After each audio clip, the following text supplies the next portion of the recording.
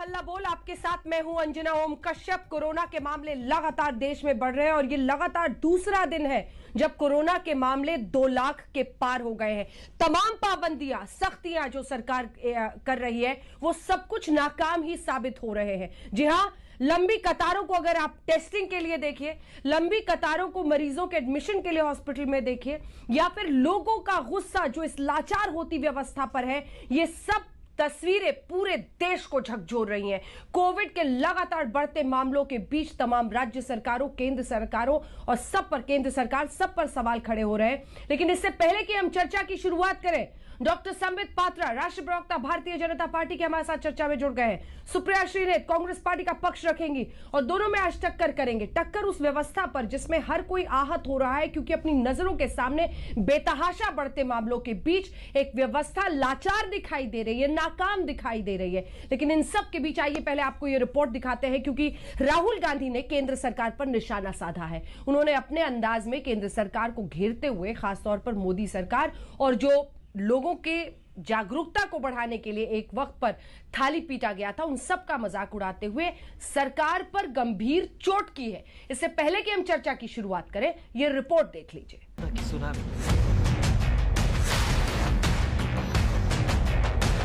ना ऑक्सीजन है, ना दवाई, अस्पताल हाँफ रहे हैं, व्यवस्था लाचार है, शवों के लिए कतार, अंतिम संस्कार के लिए की दूसरी लहर ने ऐसा कहर ढाया है कि हर तरफ चीख पुकार मची है। लेकिन सियासत पूरे चरम पर है। कांग्रेस सांसद राहुल गांधी ने कोविड स्ट्रेटजी को लेकर एक बार फिर मोदी सरकार पर निशाना साधा है। राहुल ने ट्विटर पर लिखा, केंद्र सरकार की कोविड रणनीति, स्टेज 1 तुगलकी लॉकडाउन लगाओ, स्टेज 2 घंटी बजाओ, स्टेज 3 प्रभु के गुण गाओ।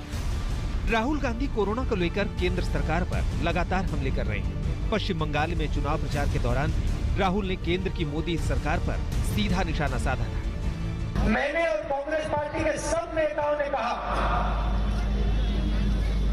नरेंद्र मोदी जी, कोरोना से हिंदुस्तान को बहुत नुकसान होने वाला है। आप तैयारी करिए, अर्थव्यवस्था को बचाने का काम शुरू कीजिए, मजदूरों की रक्षा करने का काम शुरू कीजिए, छोटे बिजनेस वालों, दुकानदारों की रक्षा करने का काम शुरू कीजिए, क्योंकि तूफान आने वाला है।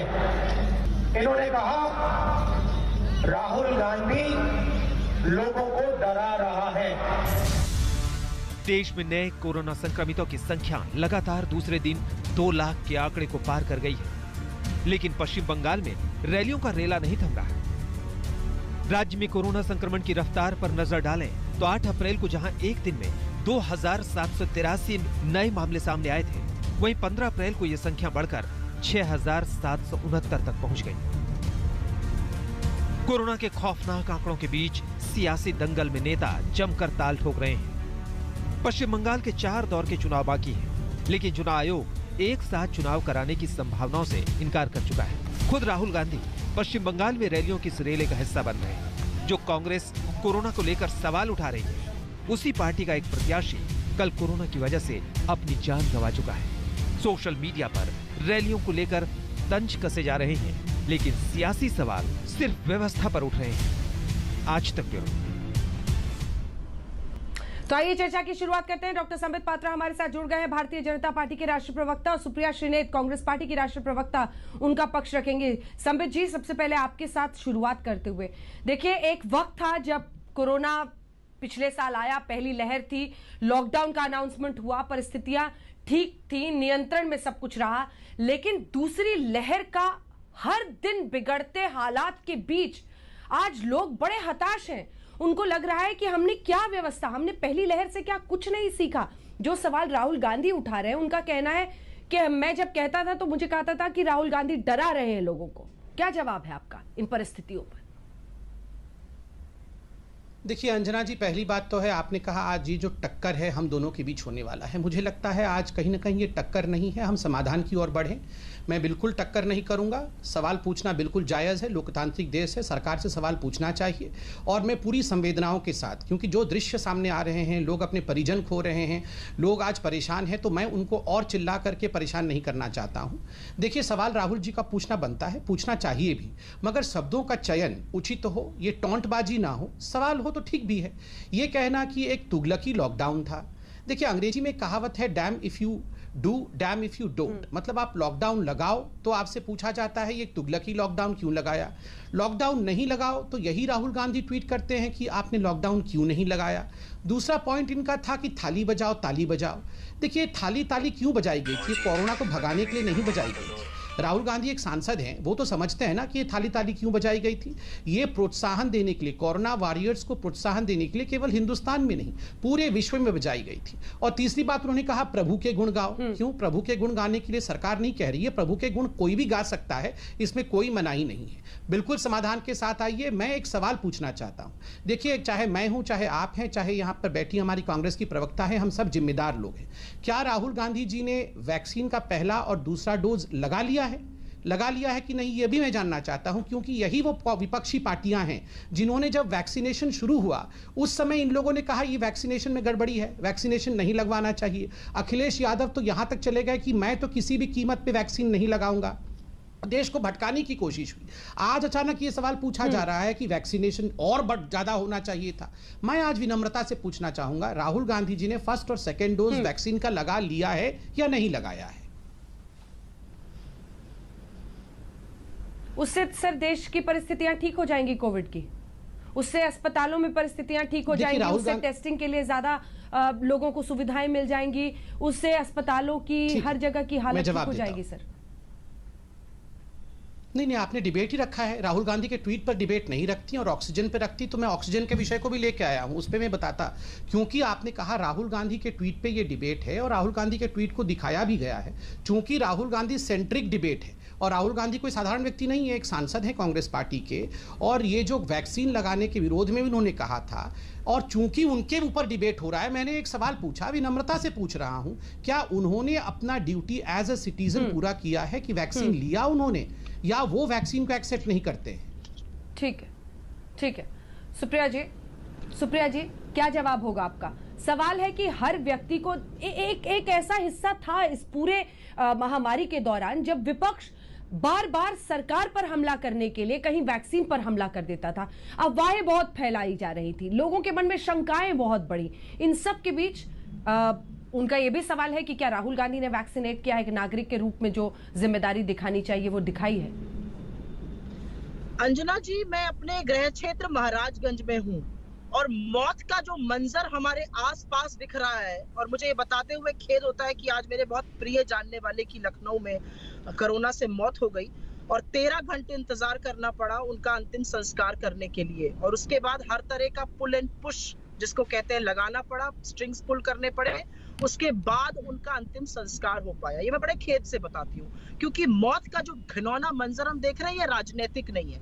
मैं संबित पात्रा जी की एक बात से आज पहली बार सहमत होंगी कि हम टक्कर नहीं, हम समाधान ढूंढना चाहते हैं। तो मैं आपसे पूछना चाहती हूँ कि जब जलते जलते इलेक्ट्रिक क्रेमेटोरियम की लखनऊ और गुजरात जैसी जगहों में लोहे पिघल जाते हैं, जब ऐसा लगता है कि दिवाली के दिए नहीं, ये तो चिताएं जल रही हैं, जब बेड नहीं है, जब रेमडेसिविर 12,000 रुपए प्रति वाइल पे ब्लैक मार्केट होने लगती है गुजरात में या किसी और भी प्रदेश में, मुझे नहीं फर्क पड़ता कि वो भाजपा का है या कांग्रेस का है, कहीं पर भी होने लगती है, तो ये विस्मय की परिस्थिति है। मुद्दा ये नहीं है कि राहुल गांधी जी ने वैक्सीन लगाया कि नहीं लगाया, मुद्दा ये है कि राहुल गांधी जी ने जो बातें उठाई हैं वो सही है या नहीं है।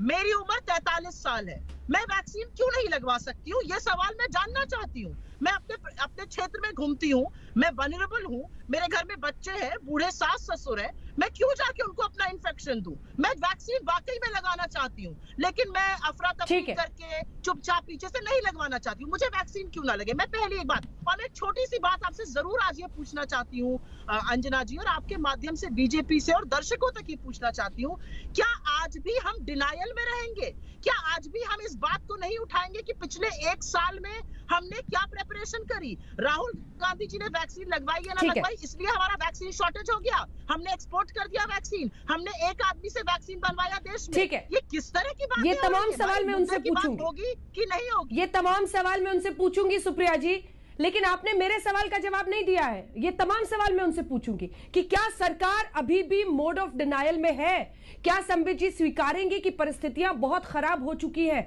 कोविड को लेकर। लेकिन उससे पहले आपने मेरे सवाल का तो जवाब ही नहीं दिया। मैं तो ये सवाल पूछ रही थी कि क्या विपक्ष ने अफवाहें फैलाई, क्या विपक्ष ने वैक्सीनेशन को लेकर, वैक्सीन को लेकर लोगों के मन में शंका पैदा की? क्या ये सवाल कम से कम मोड ऑफ डिनायल में इस पर विपक्ष भी ना रहे? अगर अखिलेश यादव से लेकर हर कोई कोवैक्सीन पर सवाल खड़े कर रहा था, आपकी पार्टी के भी कुछ नेता थे जिन्होंने ट्वीट किया था, तो फिर आज वो डिनायल भी नहीं रहना चाहिए ना। आज वही वैक्सीन सबको इतना इंपॉर्टेंट लग रहा है। सुप्रिया जी कल तक कह रहे थे कि ये तो पानी है, खराब है।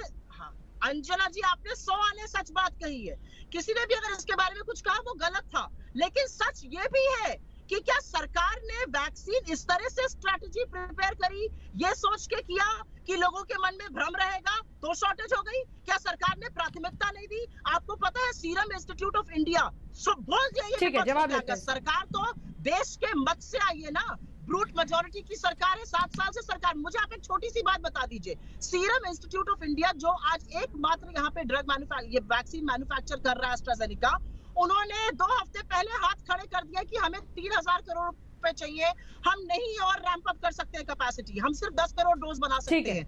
30 करोड़ लोगों को इस देश में डायबिटीज, हाइपरटेंशन और प्रॉब्लम्स है, उन 30 करोड़ लोगों के लिए सरकार ने क्या प्लानिंग करी है? ये सवाल तो आज पूछा जाएगा ना अंजना जी। संबित जी जवाब दें।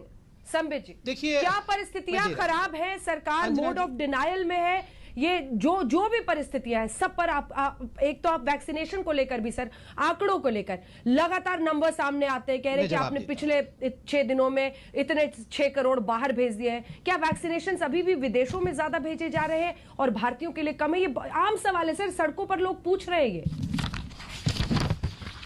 अंजना जी मैं आपको एक एक करके सबका जवाब देता हूँ, बड़े शांत चित्त से जवाब देता हूँ, क्योंकि जिसके घर में जिसके पिताजी, माताजी या बच्चा जिसका गुजर गया हो, उसको आंकड़ों से ज़्यादा आज कम से कम तथ्यों की आवश्यकता है और चिल्ला करके नहीं। देखिए पहली बात है, ये असामान्य समय है, अनप्रेसिडेंटेड टाइम्स है, बहुत सारी चीज़ें असामान्य तरीके से ही होंगी। जैसे कि अभी कांग्रेस पार्टी का यह आक्षेप था कि आपने वैक्सीन सही तरीके से नहीं बनाया, बिल्कुल सही बात, हो सकता था कि और बहुत सारी प्रशिक्षण होते, मगर असामान्य समय था तो ये कहीं ना कहीं इमरजेंसी यूज़ के लिए वैक्सीन को आपने अलाउ किया। इसमें विश्वास तो दिखाना पड़ेगा। उस समय कहा गया कि ये पानी है, हम नहीं लगाएंगे, और नेताओं ने आके प्रेस कॉन्फ्रेंस भी किया कि हम नहीं लगाएंगे, जिससे लोगों में भ्रम फैला। आप जानते हैं लाखों की वैक्सीन वेस्टेज हो गई, अभी भी लाखों की वैक्सीन वेस्टेज हो रही है।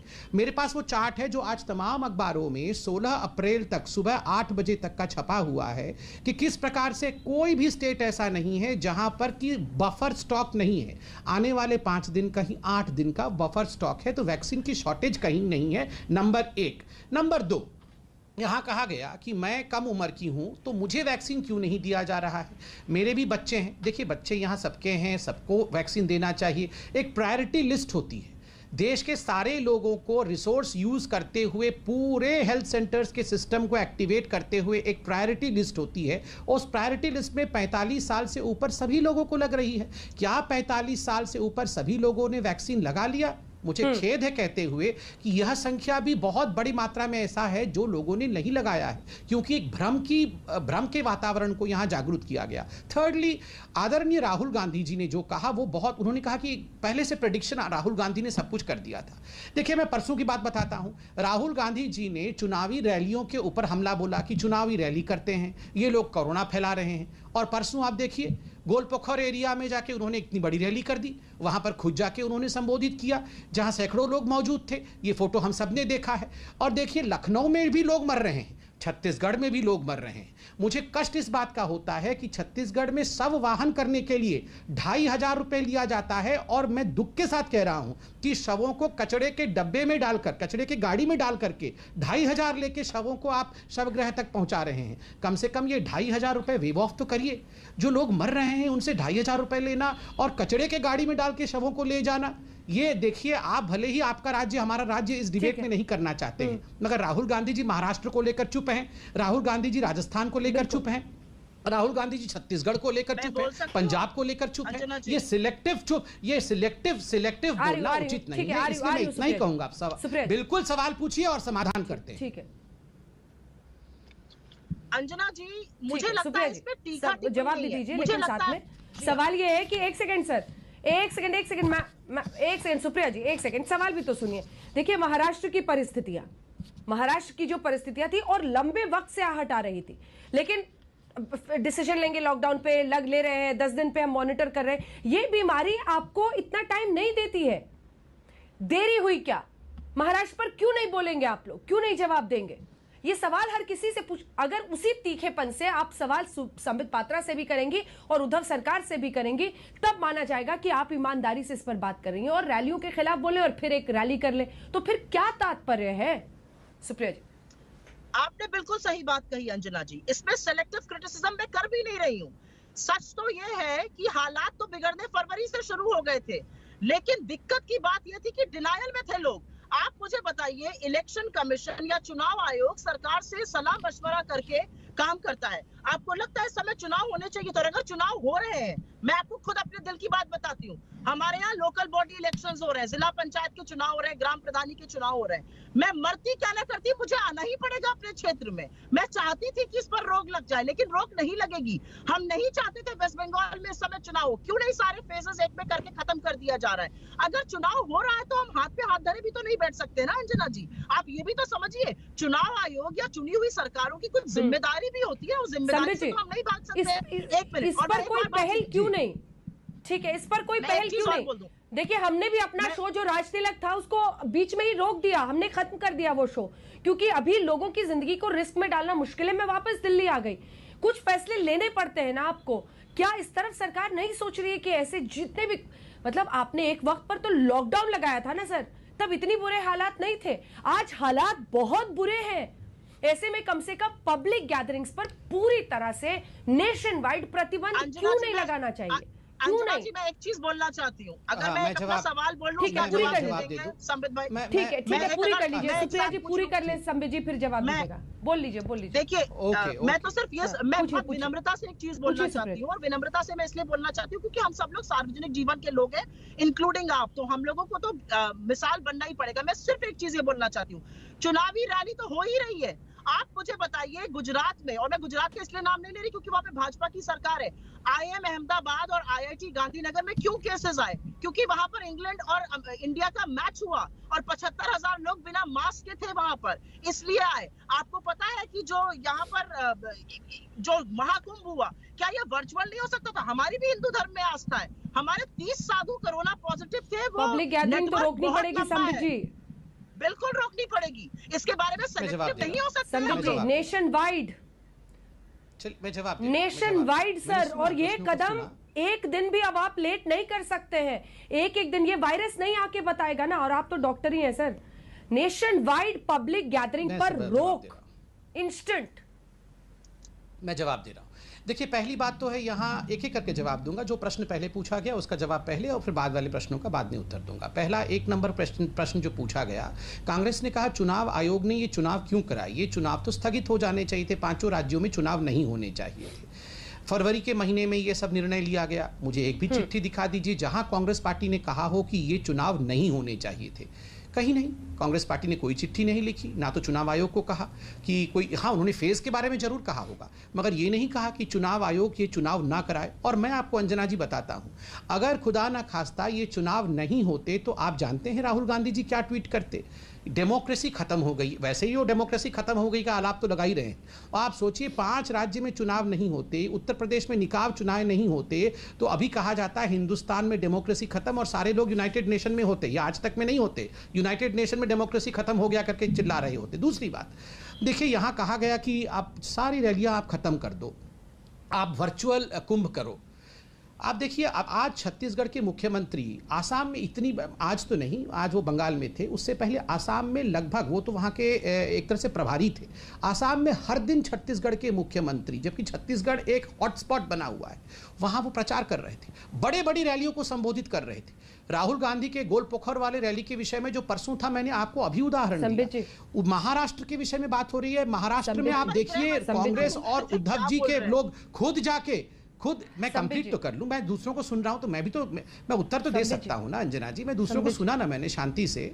अब एक सेकंड मैं कंप्लीट बिल्कुल दे सकते हैं सर, बस मैं एक सवाल पूछ रही हूं सर, ये आपकी तमाम बातें जायज है, तमाम बातें जायज है, आप इसको जरूर पूरा कीजिए, लेकिन प्रधानमंत्री इस देश के कौन है, मुखिया कौन है? लॉकडाउन का फैसला पिछली बार क्यों विश्व भर में सराहा गया कि वक्त पर फैसला हिंदुस्तान में लिया गया? आप ठीक है, इस पर राजनीति हुई, विपक्ष ने कहा कि आपने जल्दबाजी में देश को झोंक दिया, लेकिन पब्लिक गैदरिंग्स पर अगर बड़ा फैसला लेना है तो इस पर देश के मुखिया को ही फैसला लेना होगा। ये कौन सा नेता कहां गया, ये कैसे समझाइएगा? आज सड़कों पर निकलिए, लोग पूछते हैं कि ये क्यों ऐसा हो रहा है, इसके लिए सब देख रहे हैं ना। मतलब अल्टीमेटली तो प्राइम मिनिस्टर, जिसको कहते हैं the buck stops at his doorstep.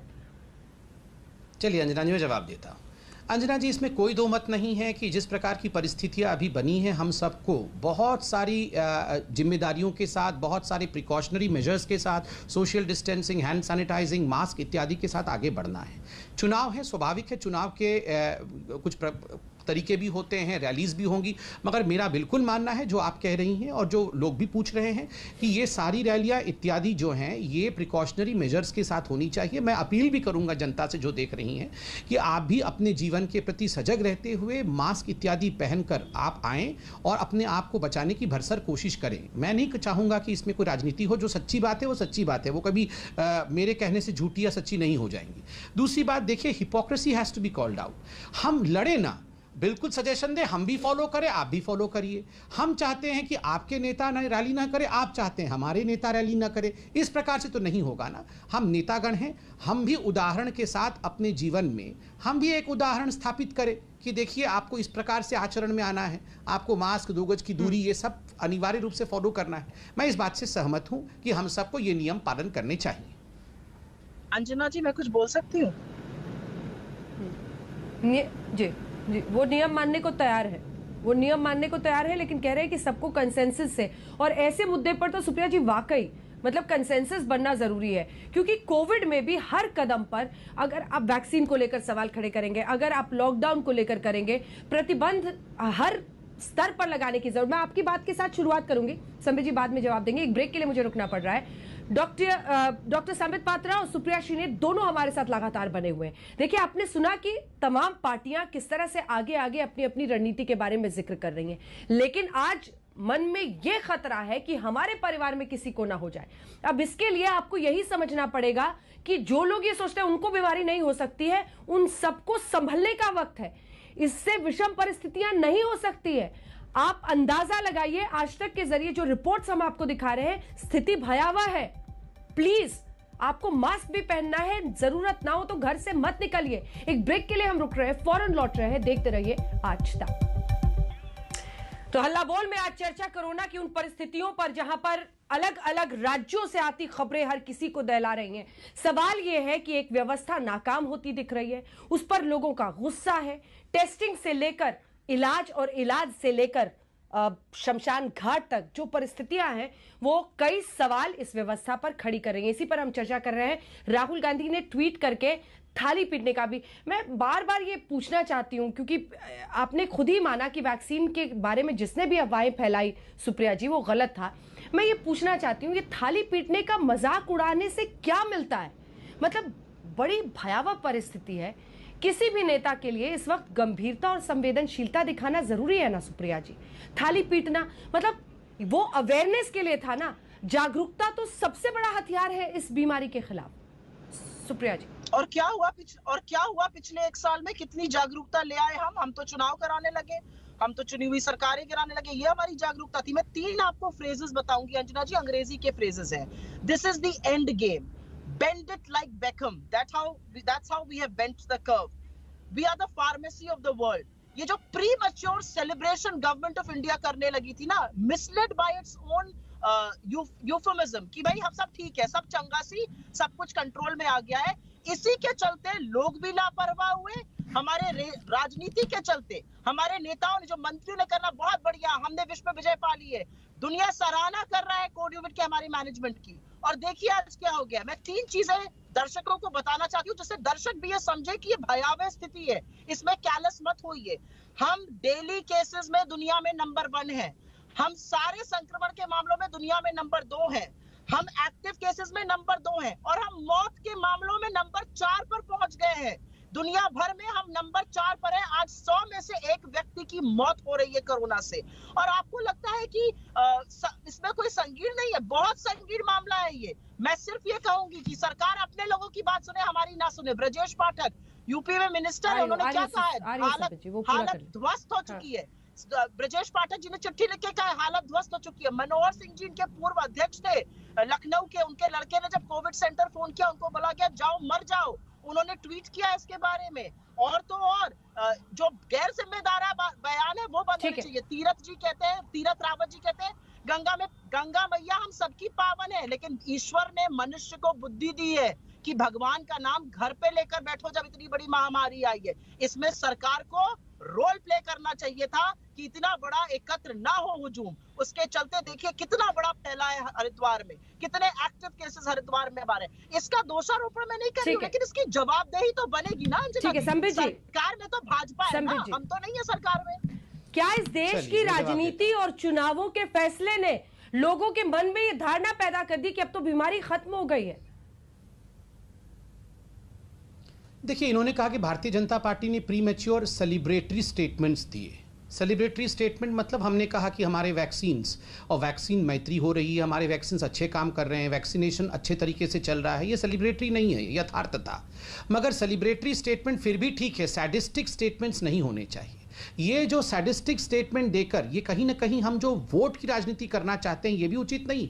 दूसरी बात है, बार बार आपने कहा कि देखिए कुछ लोगों ने इस प्रकार का स्टेटमेंट दिया, कुछ लोगों ने उस प्रकार का स्टेटमेंट दिया, चुनाव हो गए जिसके कारण से केसेस बढ़ गए। बिल्कुल सही है, केसेस बड़े होंगे, इसमें कोई दो मत नहीं है। मगर आंकड़ों के साथ मैं बता दूं, आज विश्व का सबसे बड़ा हॉटस्पॉट अगर कहीं है तो वह है महाराष्ट्र का राज्य।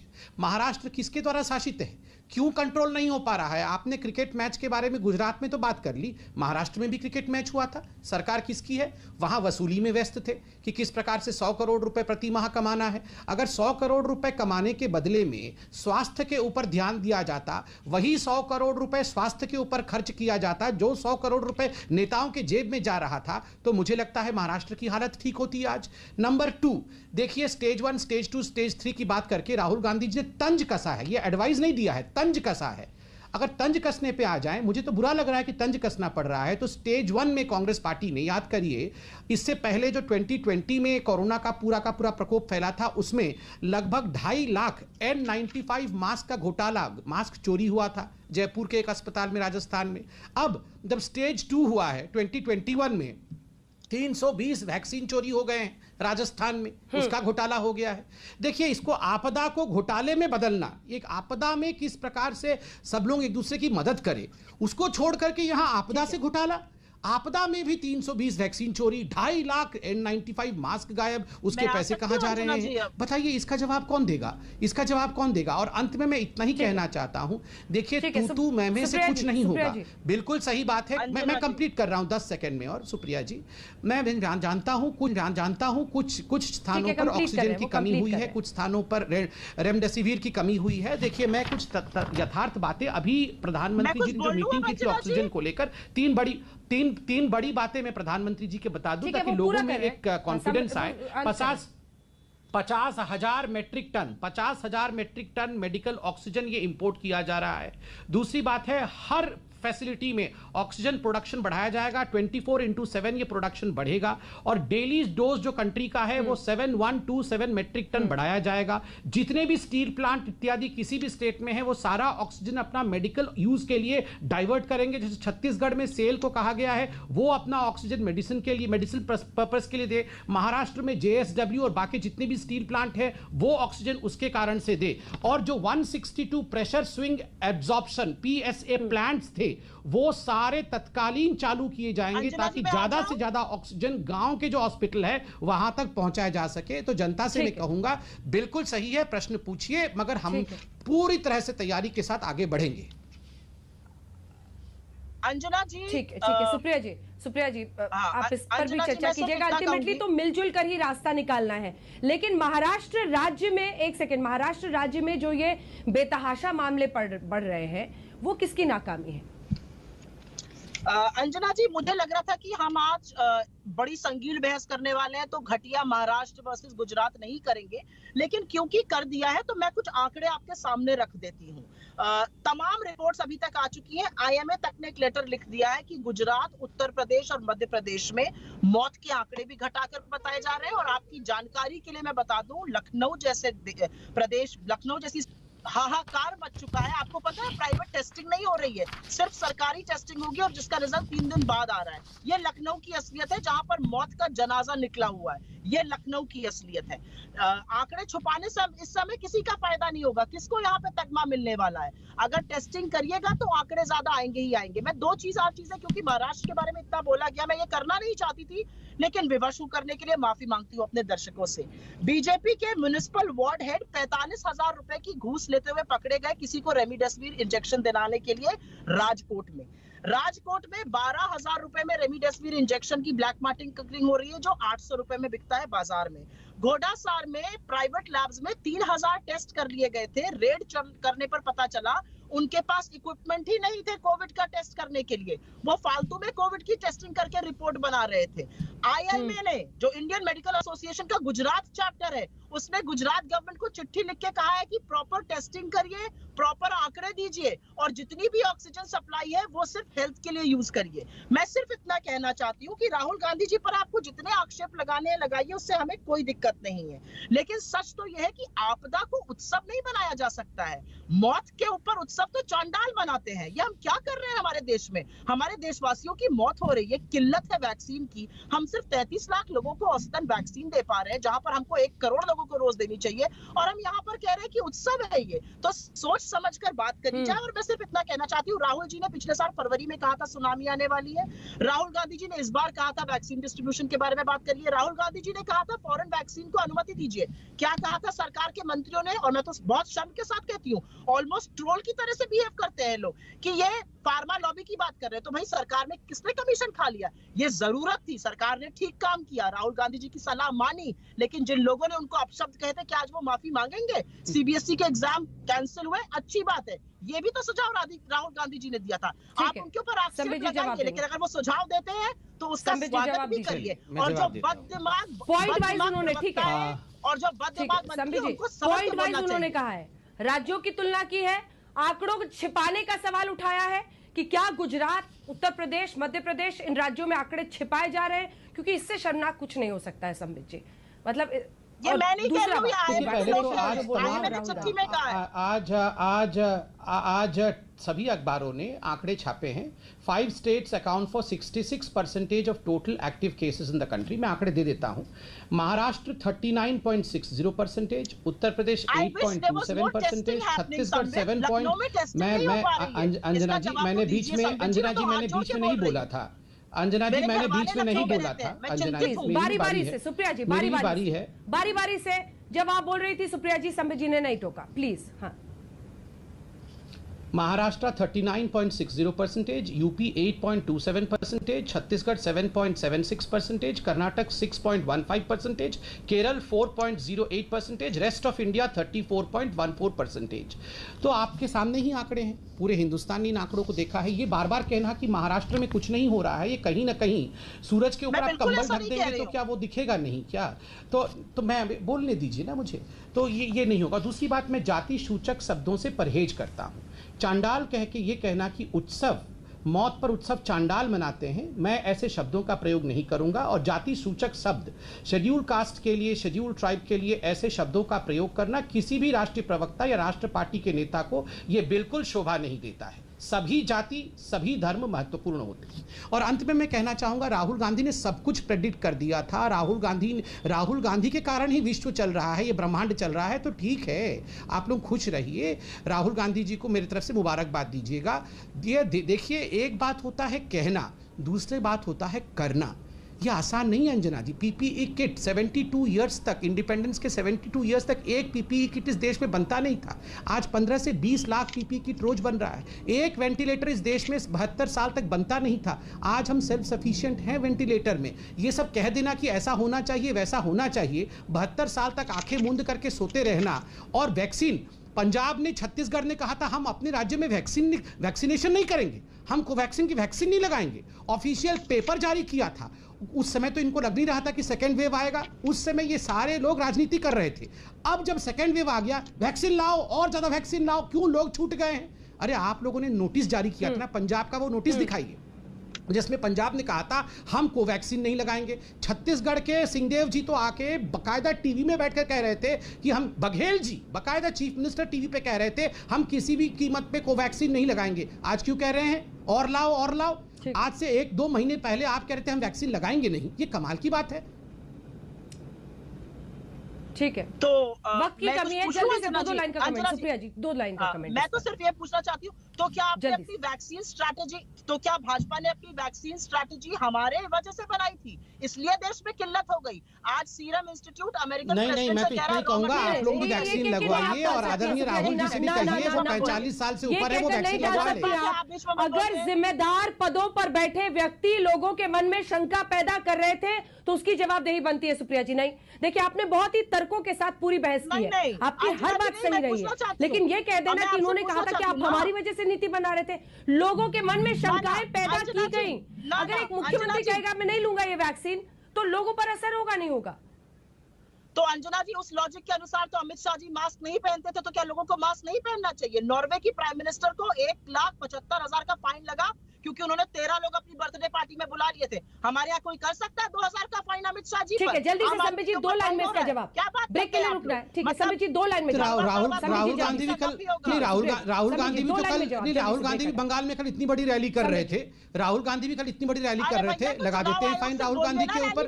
देखिए, जिस मंच पर अमित शाह जी और प्रधानमंत्री होते हैं, सारे लोग वहां पर टेस्टिंग होने के बाद ही मंच पर जाते हैं, इंक्लूडिंग अमित शाह जी और प्रधानमंत्री जी। वो बहस अनंत है, लेकिन ये वायरस जिस तरह से प्रहार कर रहा है वो सबको दिख रहा है। सवाल तो ये है कि हमारे पास क्या एक्शन प्लान है? सरकारों की जो नाकामी दिख रही है उन सब पर क्या हम स्ट्रैटेजी बदलने के लिए कर रहे हैं? और वो सवाल जो हमेशा हम पूछते रहे हैं कि आखिर स्वास्थ्य व्यवस्था को जिस तरह से इस देश में पूरी तरह से नाकाम किया गया है, आज हालात ये है कि महामारी के दौरान समझ में आ रहा है कि न जिंदगी की न मौत की किसी का सम्मान नहीं रह गया। एक ब्रेक के लिए हम रुक रहे हैं, चर्चा जारी है, देखते रहिए आज तक।